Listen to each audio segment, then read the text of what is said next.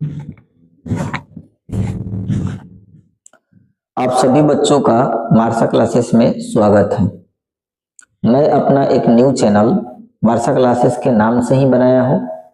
एक छोटा सा रिक्वेस्ट रहेगा सभी बच्चों से कि इसे सब्सक्राइब कर लेंगे और ज़्यादा से ज़्यादा शेयर कर देंगे ताकि हमारा कोई भी न्यू अपडेट हो आपको आसानी से पहुँच जाए और मिल जाए। तो मैं आज पहला वीडियो अपलोड करूंगा और इस पर हिंदी व्याकरण का जो पहला वीडियो है आपका मैं पढ़ाऊंगा वर्ण। तो आइए हम जानते हैं कि वर्ण होता क्या है। तो ध्वनि के सबसे छोटी इकाई, ध्वनि के सबसे छोटी इकाई को वर्ण कहते हैं। देखिए, जो कुछ बोलते हैं हम, ध्वनि का मतलब क्या होता है? ध्वनि का मतलब होता है आवाज, बोली। जो कुछ हम बोलते हैं उसे तो ध्वनि ही तो कहते हैं। इसी से तो शब्द कोई बनता है, जो हम बोलते हैं उसी से शब्द बनता है। तो जो शब्द होता है, ध्वनि होता है, उसका जो सबसे छोटा टुकड़ा होता है, सबसे छोटा इकाई होता है, उसे ही हम लोग वर्ण कहते हैं।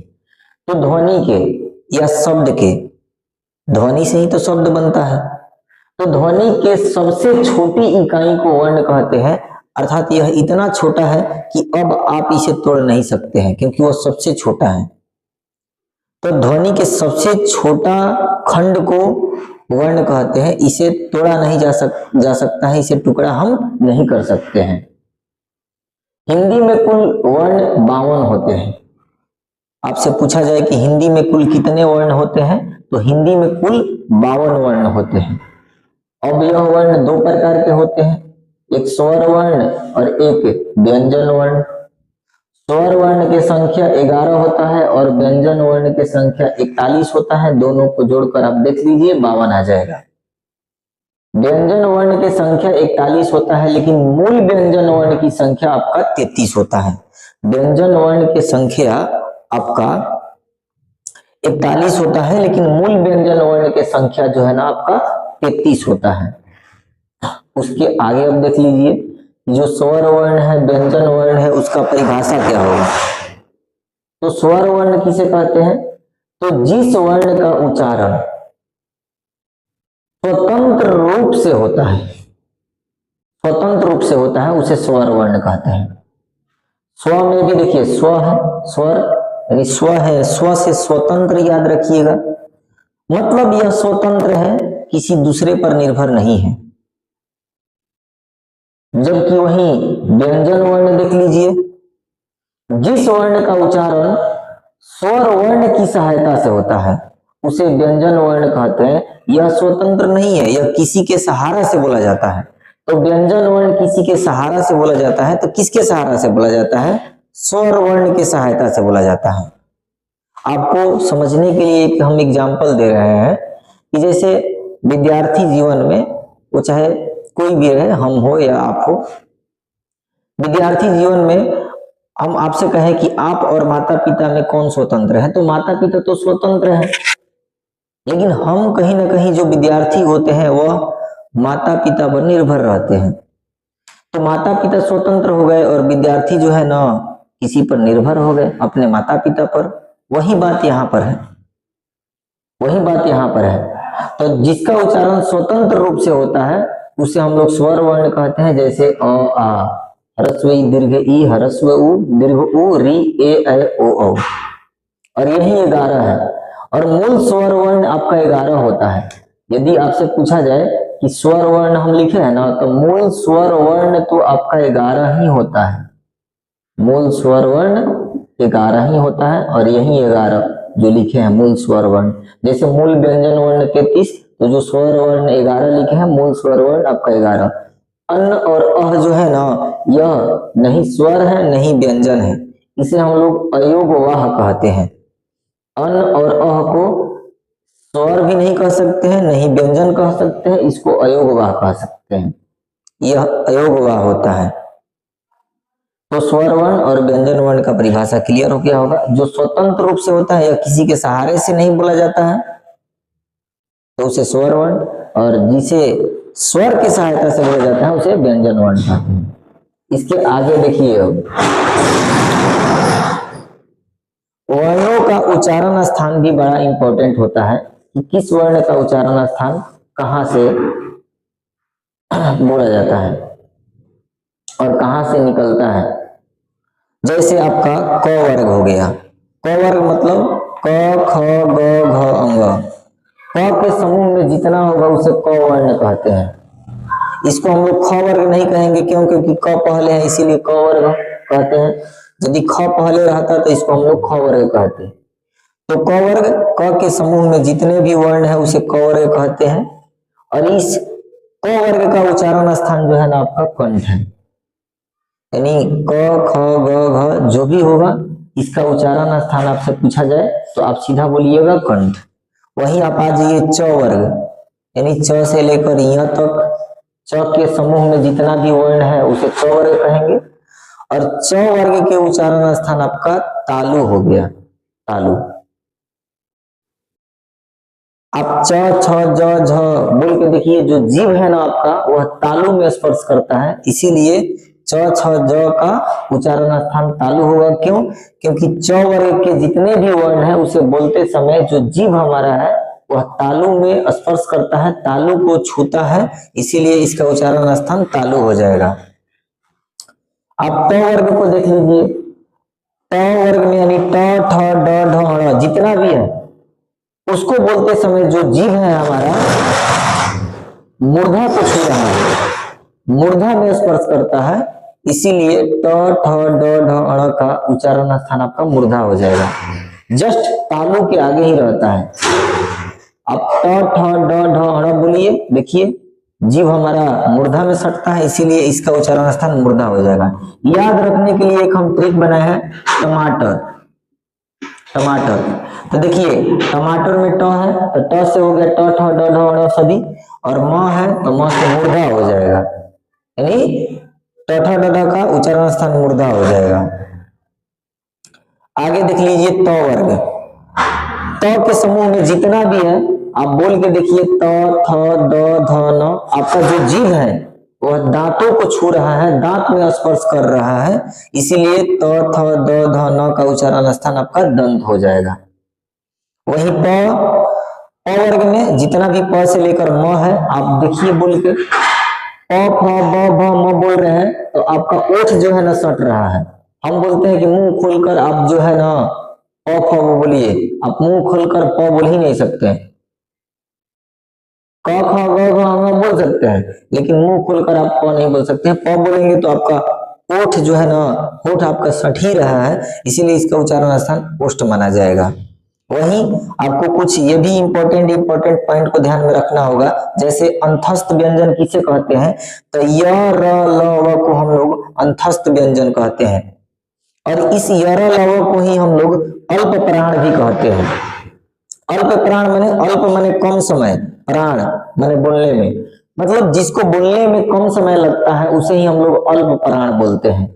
तो आपसे पूछ दिया जाए कि अल्प प्राण कौन कौन होते हैं, तो य र ल व, इस अल्प प्राण को ही हम लोग अंतस्थ व्यंजन कहते हैं। याद रखने का सबसे अच्छा उपाय है, देखिए अंतस्थ व्यंजन में भी अ से है और यही अल्प प्राण भी अ से है, दोनों अ से है।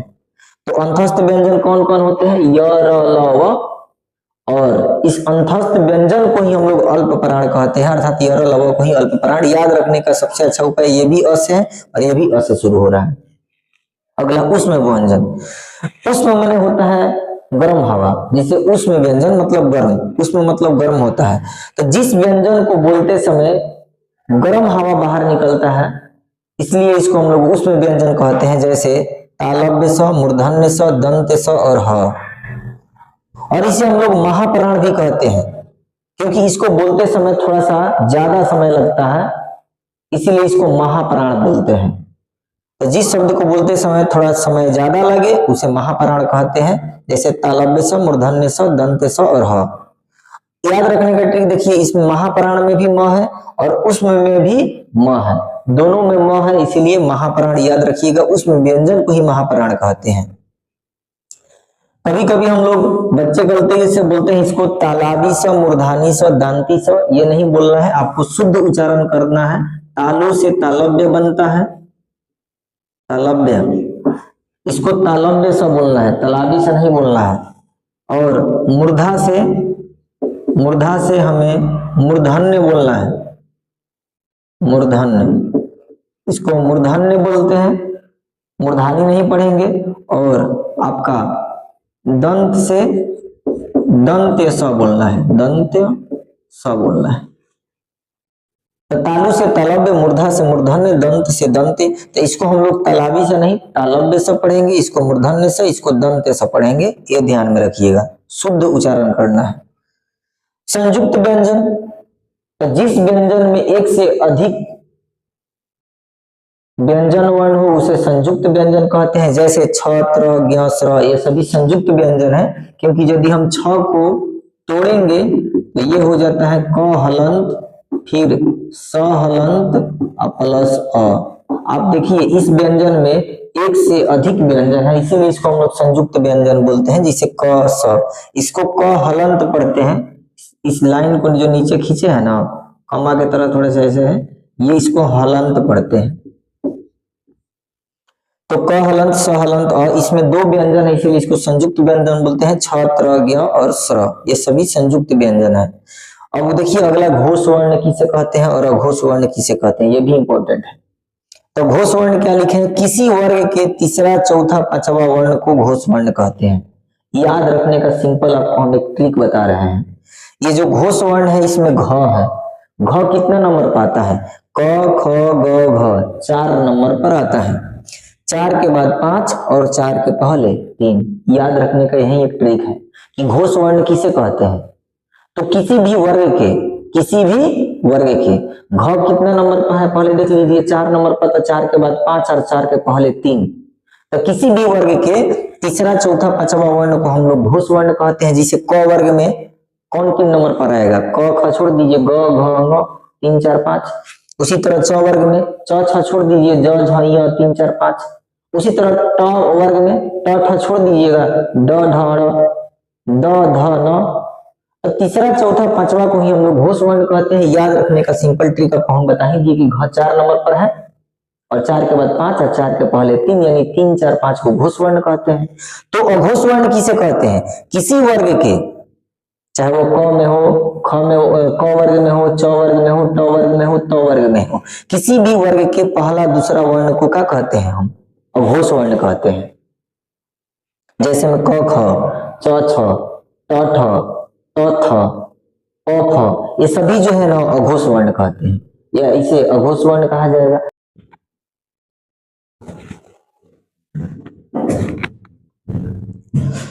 इसके आगे और देखिए, अभी जैसे वर्ण के उच्चारण स्थान कुछ और है जो कि वो भी काफी इंपॉर्टेंट है।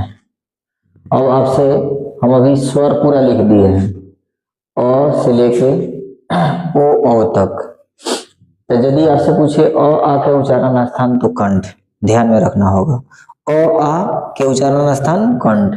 उसी तरह ह्रस्व ई दीर्घ ई के उच्चारण स्थान का होगा तो तालु, कंठ।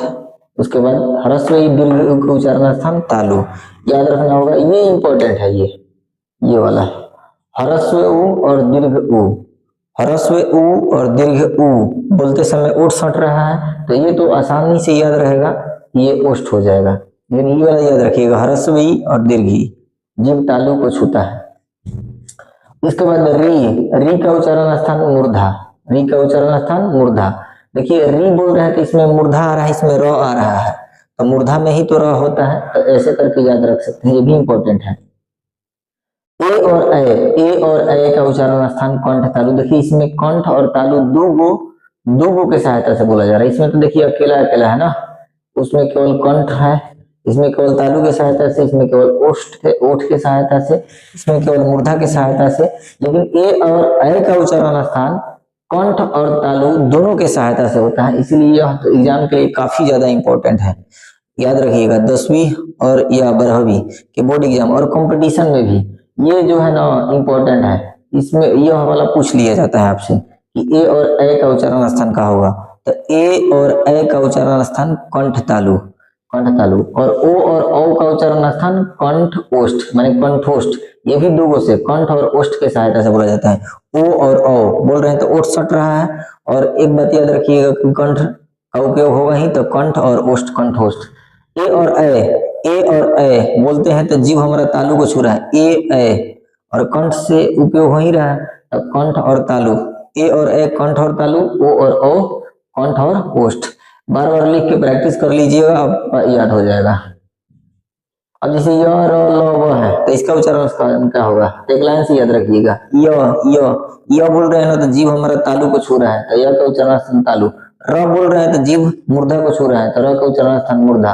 ल बोलते हैं तो जीव दांत को छू रहा है तो दंत। और वो वाला इंपॉर्टेंट है जी, वो वाला इंपॉर्टेंट हो गया बोर्ड एग्जाम के लिए, याद रखिएगा। इसका उच्चारण दंतोष्ठ, दंत ओष्ठ। वो बोल रहे हैं तो ओठ सट रहा है, वो और जो जीव है दांत को छू रहा है, इसीलिए वो का उच्चारण स्थान दंतोष्ठ होगा, और ये इंपॉर्टेंट है। जितना दो वाला है ना वो इंपॉर्टेंट है बोर्ड एग्जाम के लिए। बाकी देखिए तलव्य से मूर्धन्य से दंत सह, ये तो आसानी से तलव्य से नाम है, इसका मतलब तालु से ही होगा। मूर्धन्य से नाम है, मूर्धा के सहायता से दंत से, ये नहीं पूछा जाएगा। ह याद रखिएगा, ह का उच्चारण स्थान कंठ होता है। नासिका जिसको नाक के सहायता से बोला जाता है, मतलब नाक का यहाँ सहायता होता है, जैसे अंग हो गया, य हो गया, अण हो गया, न हो गया, म हो गया, अन्न हो गया, ये सभी नासिका यानी नाक के सहायता से बोला जाता है। जैसे अंग का उच्चारण स्थान क्या होगा तो नासिका, याद रखिएगा। उसके बाद वर्ण वियोजन क्या होता है थोड़ा सा देख लीजिए। वर्ण हम आपको बताएं कि वर्ण क्या होता है। वर्ण का मतलब होता है ध्वनि के सबसे छोटा टुकड़ा, सबसे छोटी इकाई को वर्ण कहते हैं, और उस वर्ण को अलग अलग कर देते हैं। तो वर्ण वियोजन माने होता है अलग अलग करना, तो वर्ण को अलग अलग करना। अब वर्ण तो दो प्रकार के होता है, एक स्वर वर्ण और एक व्यंजन वर्ण। तो अलग अलग किसको करेंगे, तो स्वर वर्ण और व्यंजन वर्ण को अलग अलग कर देते हैं, उसे ही हम लोग वर्ण वियोजन कहते हैं। तो यहाँ पर लिखे हैं शब्द या अक्षर से स्वर वर्ण और व्यंजन वर्ण को अलग अलग कर देते हैं, उसे वर्ण वियोजन कहते हैं। ये भी इंपॉर्टेंट है बोर्ड एग्जाम के लिए, आपके लिए। तो जो जो इंपॉर्टेंट है ना बोर्ड एग्जाम में, वही हम वर्ण वियोजन यहाँ पर लिखे हुए हैं। जैसे कुछ शब्द लिखे हैं, इसका वर्ण वियोजन आपसे आ सकता है कि पुस्तक का वर्ण वियोजन कीजिए, क्षत्रिय का वर्ण वियोजन कीजिए, प्रज्ञा का वर्ण वियोजन कीजिए। तो जो इंपॉर्टेंट शब्द है उसका हम वर्ण वियोजन आपको समझाए यहाँ पर। तो वर्ण वियोजन क्या होता है, क्लियर हो गया होगा। तो चलिए देखिए वर्ण वियोजन कुछ हम शब्द और अक्षर का देख लेते हैं, जो कि बोर्ड एग्जाम के लिए काफी इंपॉर्टेंट है। जैसे छ का वर्ण वियोजन क्या होगा, आधा क, इसको क हलंत को आधा क भी बोलते हैं क्योंकि इसमें क नहीं है। क हलंत, स हलंत, अ।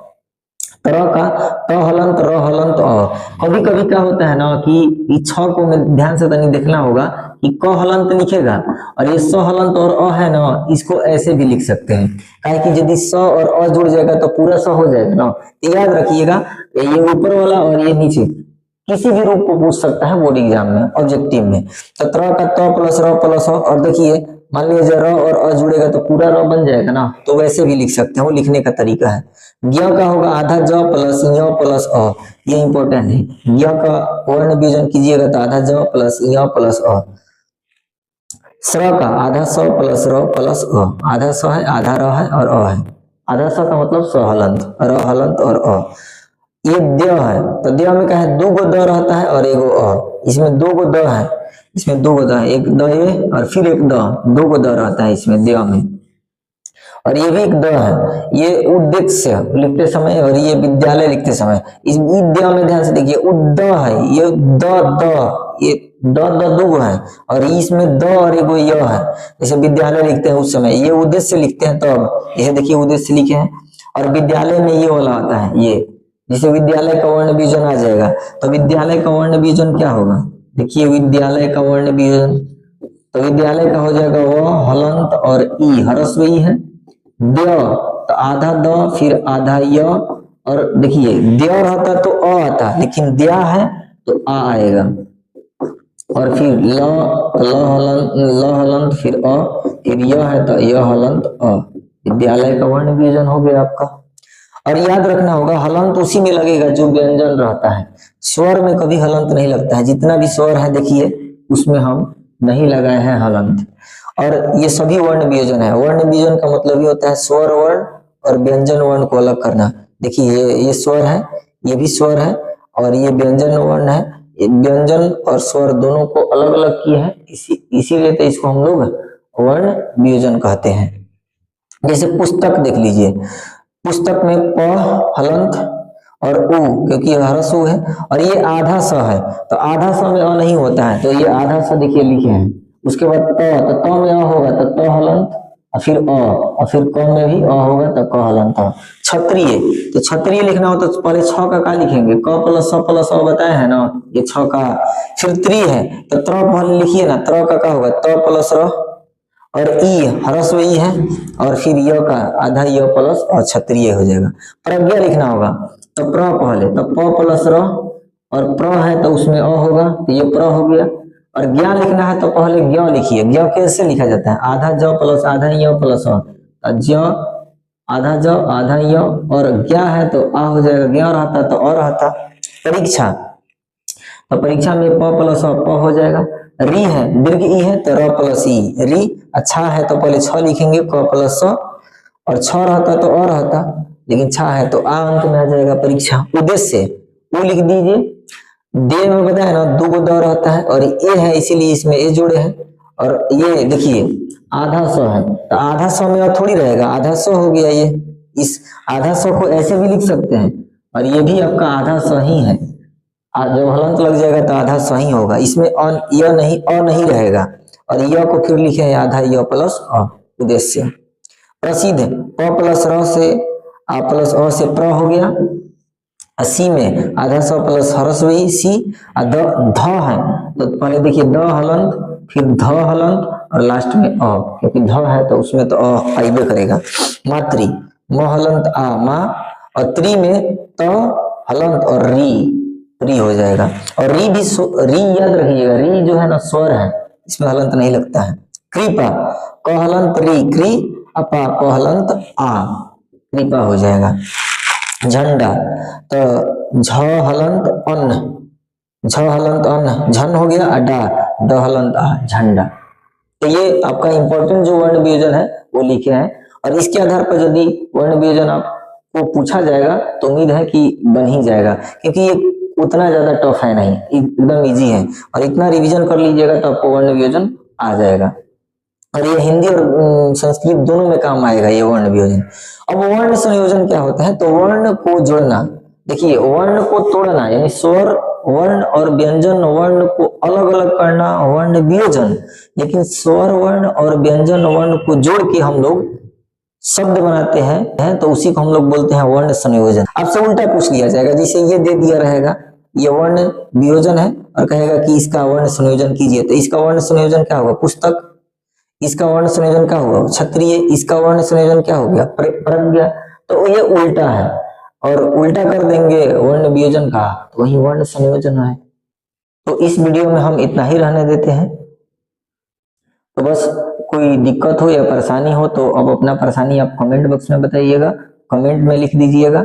और एक छोटा सा रिक्वेस्ट रहेगा, क्योंकि हम न्यू चैनल अपना खोले हैं मार्शल क्लासेस वाला, तो इसको आप लाइक शेयर एंड सब्सक्राइब भी कीजिएगा, ताकि हमारा नोटिफिकेशन सबसे पहले आपके पास पहुंचे। Thank you.